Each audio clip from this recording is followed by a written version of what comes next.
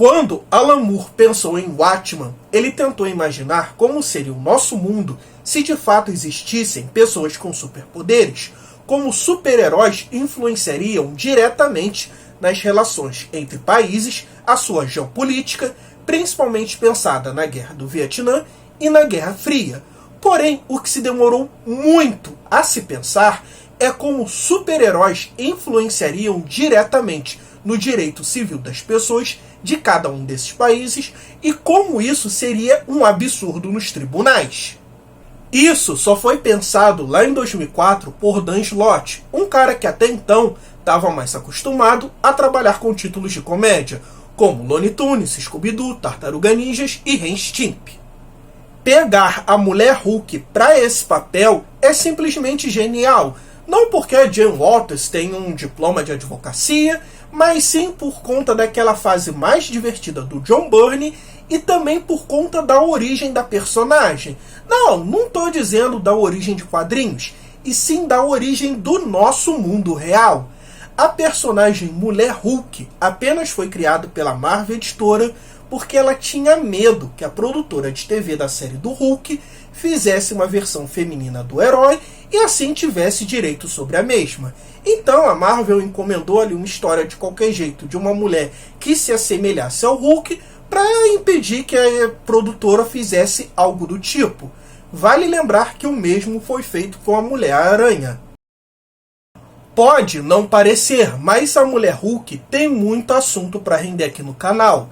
Desde o fato que ela é uma representação do empoderamento feminino muito melhor que a Miss Marvel, ou todas as brincadeiras que o John Byrne fez no segundo volume dela, fora o fato que ela é o Deadpool que vale, né? Mas não, eu resolvi começar pelo arco Mulher Solteira à Procura, como ficou conhecido aqui no Brasil, justamente por conta dele brincar com esse judiciário fantástico e absurdo, que não deixa de ser uma política, porém uma política muito diferente do que a gente costuma imaginar. Esse arco é bem fácil de você encontrar em encadernados da Salvat, mas se você não for daquelas pessoas que só leem quadrinhos se for capa dura e papel couché, eu vou deixar essa edição aqui na tela, que inclusive é a minha, que tem toda a história e é muito mais acessível. Na história, vemos a She-Hulk aproveitando ao máximo o fato dela ser uma super-heroína. Vamos parar para pensar, ela é super influente e pode conseguir o cara que quiser. Fora isso, ela também pode estacionar o seu carro de luxo em qualquer lugar, por ter uma licença extra dos Vingadores, e pode sair no meio de uma audiência para salvar o mundo, sem ser prejudicada com isso. Fora que seus atos heróicos influenciam diretamente o júri ao seu favor.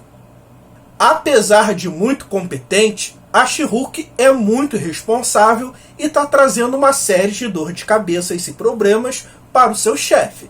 Então ele a demite, porém, por ser uma advogada de super renome, ela não fica muito tempo desempregada e o escritório rival a contrata. Porém não a contrata como a She-Hulk, e sim como a Jane Waters.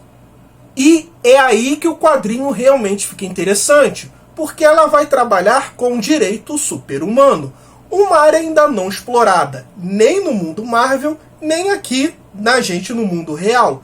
E o Dan Slott brinca demais com esse conceito. Ele aproveita de várias coisas que a gente aqui nunca parou para pensar. Pare para pensar comigo. Quase todos os super-heróis e super-vilões ali do começo dos super-heróis, na década de 30, 40, 50, 70, todos eles praticamente ganham poderes caindo em algum tanque de produto químico, algum acidente radioativo, mexendo numa bomba elétrica experimental que dá a ele poderes elétricos. Porém, você já parou para pensar que isso é um acidente de trabalho, que aquela empresa tem que indenizar aquela pessoa, foda-se que ela ganhou superpoderes ou não?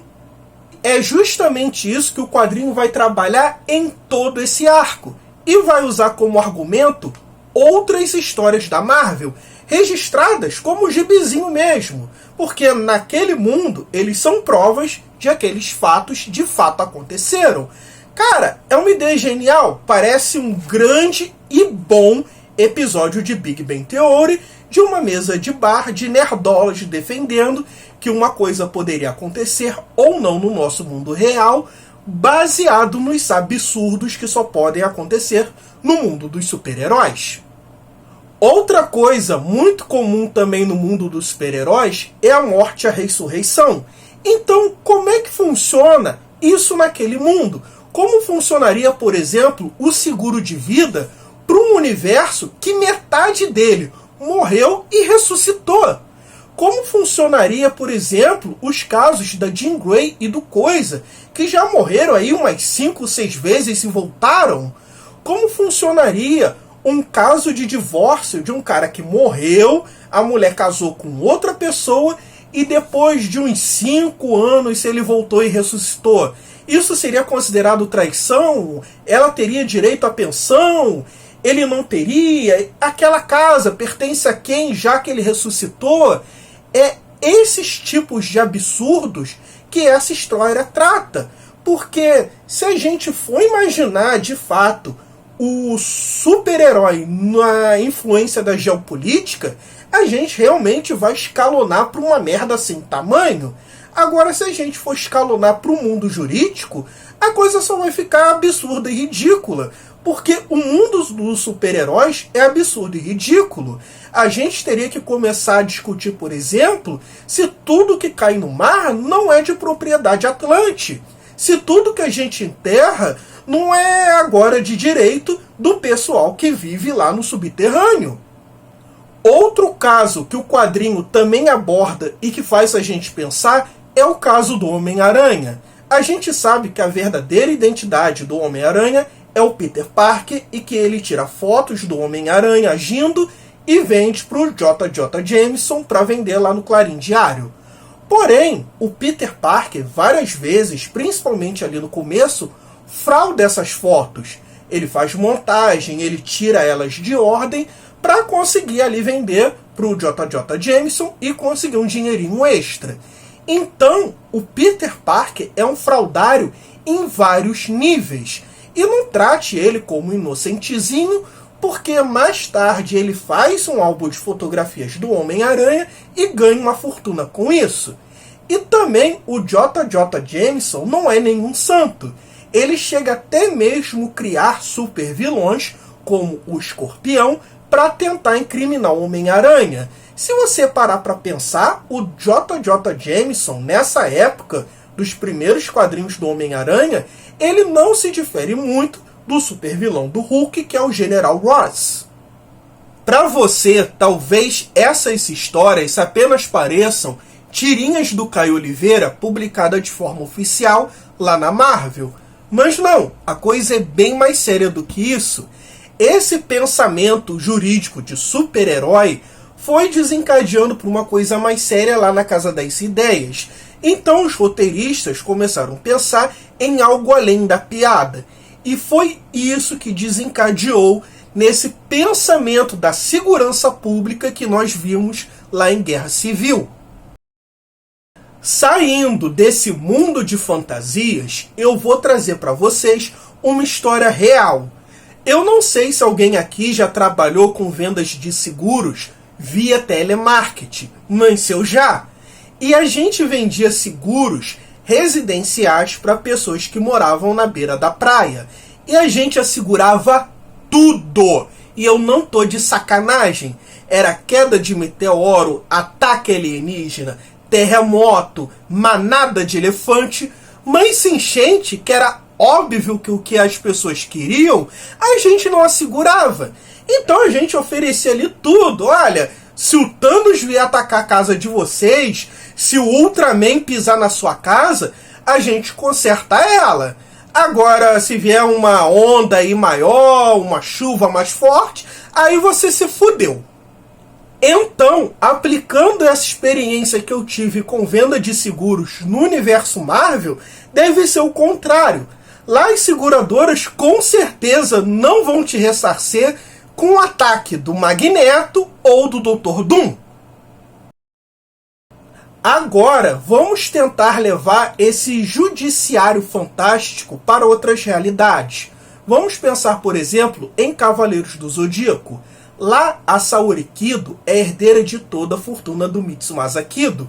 Porém, no mangá, todas as 100 crianças que foram enviadas para a morte são filhos legítimos do Mitsumasa Kido.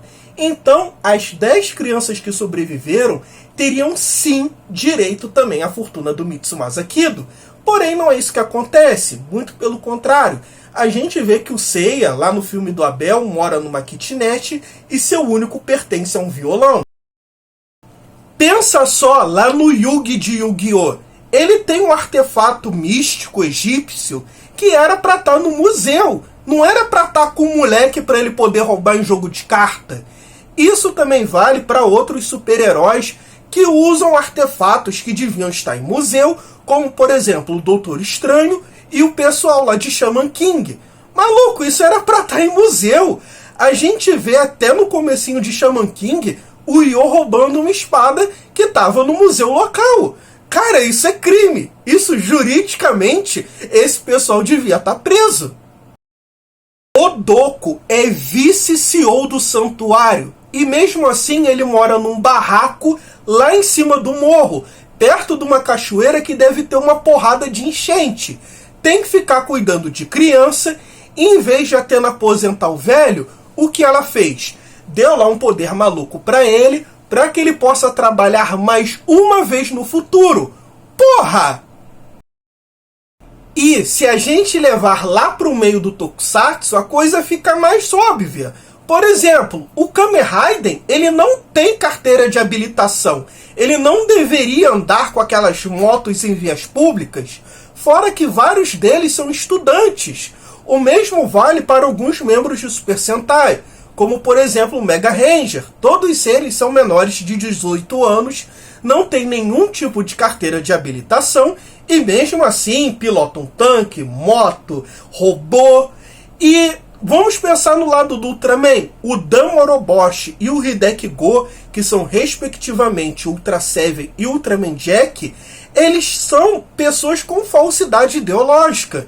Eles são alienígenas que se disfarçaram e falsificaram toda uma documentação para se infiltrar no Esquadrão de Proteção à Terra para nos proteger. Só que isso não deixa de ser falsidade ideológica. Isso sem falar, é claro, nos Power Rangers sempre destruindo a cidade com luta de Megazord. Eu espero demais que essa série da She-Hulk vá mais para essa brincadeira desse judiciário super fantástico e aproveite vários conceitos que a gente viu ao longo do MCU, como por exemplo, o clique do Thanos. Isso daí já foi brincado um pouco, mas dá para aproveitar muito mais. Ou, por exemplo, uma coisa que a gente sempre comentava pela internet, como vários supervilões do MCU são criados por culpa do Homem de Ferro. Vai me dizer que o Mistério não merecia uma indenização trabalhista por conta do roubo da tecnologia do Tony Stark? Bom, gente, é isso. Eu peço para vocês deixarem aqui nos comentários outros exemplos de jurisprudência super fantástica em outros animes, mangás, tokusatsu, quadrinhos. É um assunto que eu adoro, que eu me divirto debater. E peçam aqui também se vocês querem que eu traga com maior velocidade esse meu vídeo sobre como a mulher Hulk é uma representatividade do empoderamento feminino muito melhor do que a Miss Marvel. E eu peço, como sempre, para curtir, compartilhar, se inscrever e indicar esse vídeo para 5 amigos. Não é esquema de pirâmide, é marketing multinível. E é isso aí, até a próxima.